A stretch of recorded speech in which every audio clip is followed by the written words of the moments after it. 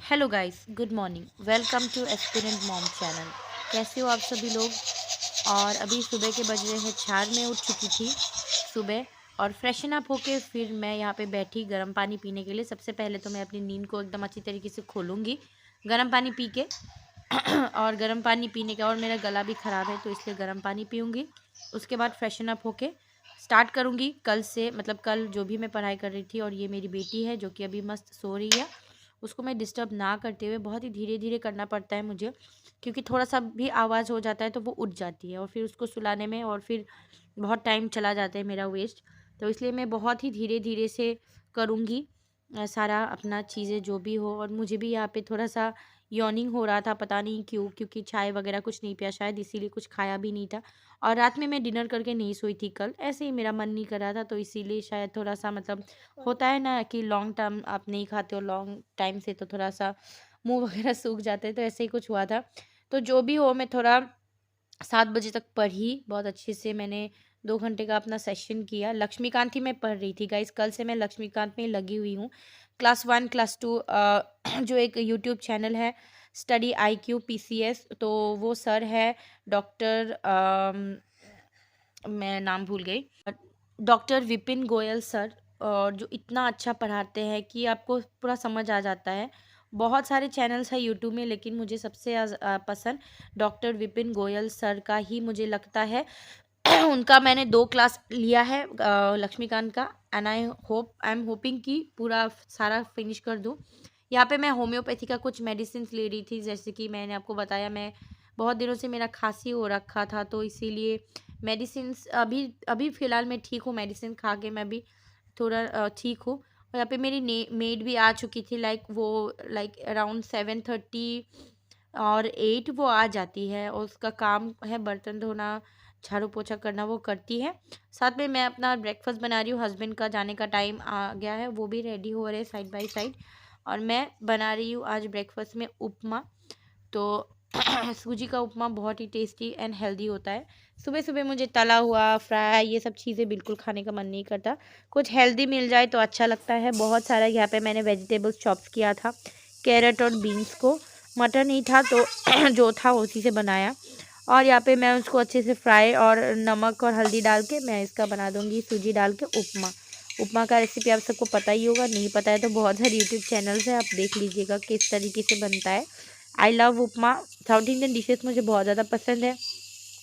और आज टारगेट दिन का यही है कि जो मैंने क्लास किया था ना, क्लास 1 क्लास 2 लक्ष्मीकांत चैप्टर्स का 2 क्लासेस मैंने की है, उनमें से मैंने कुछ नोट्स भी मैंने बना लिया है। जितना मैंने मतलब क्लास किया है तो मैं देख देख के नोट्स भी बना लिया, तो उनको ही मैं थोड़ा सा रीड करूँगी और मेमोराइज़ करूँगी। यही प्लान है, प्लान मतलब आज का है। और प्लान है कि दिन भर में मैं और एक क्लास नो 3rd क्लास से अपना क्लास अटेंड कर लूँ। इस तरीके से फटाफट से करना पड़ेगा।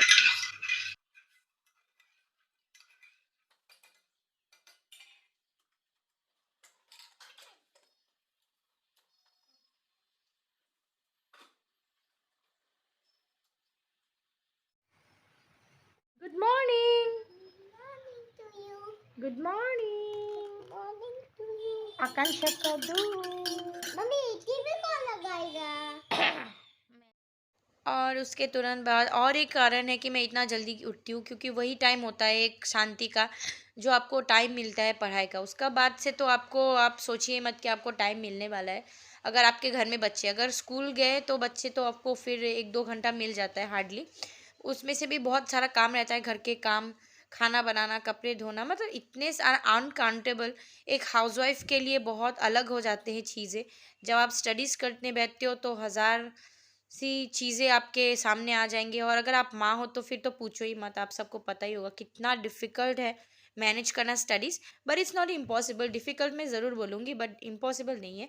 वही है, आपको नींद खराब करना पड़ेगा, आपका नींद कम करना पड़ेगा और कम सोना पड़ेगा आपको। उस तरीके से आप ना जल्दी जल्दी वो कर पाते हो, मतलब उठ पाते हो। और रात को मैंने खाना कम कर दिया, एक ये भी रीज़न है कि उससे ना आपको जल्दी फिर सुबह आपको भूख लगती रहती है तो पेट खाली रहता है तो जल्दी नींद भी खुल जाती है, नहीं तो फिर आपका नींद ना खुलते ही नहीं है।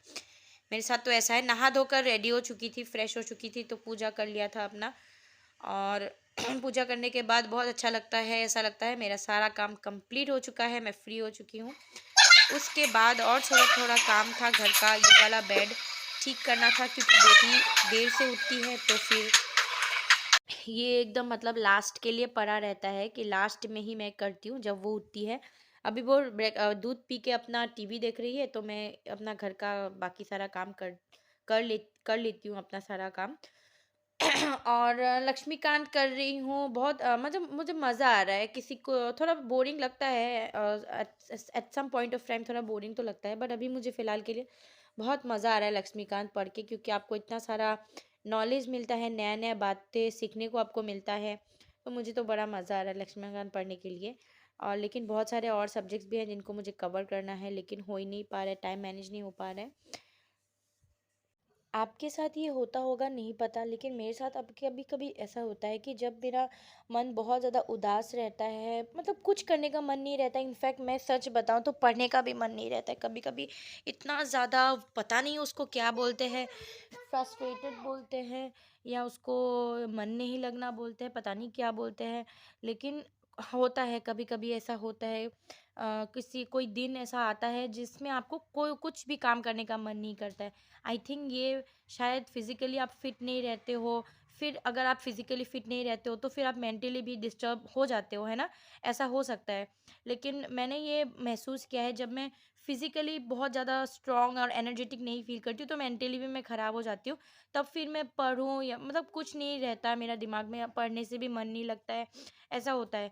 तब मैं क्या करती हूँ ना, घर के काम कर लेती हूँ, वॉशिंग मशीन लगा देती हूँ, ये सब करती हूँ, या फिर दुकान शॉप कहीं चली जाती हूँ और वहाँ पे मैं कुछ-कुछ घर के जितने भी काम होते हैं थोड़ा बहुत कर लेती हूँ। या फिर मैं बाहर ही ऐसे थोड़ा-सा वॉक करने के लिए चली जाती हूँ, टहलने के लिए बेटी को लेके, या फिर ऐसे ही अकेले चली जाती हूँ। मेरी मम्मी के घर पास में ही है, मम्मी के घर कभी चली जाती हूँ, चाय वगैरह पी के आ जाती हूँ, फिर से मन लगने लग जाता है।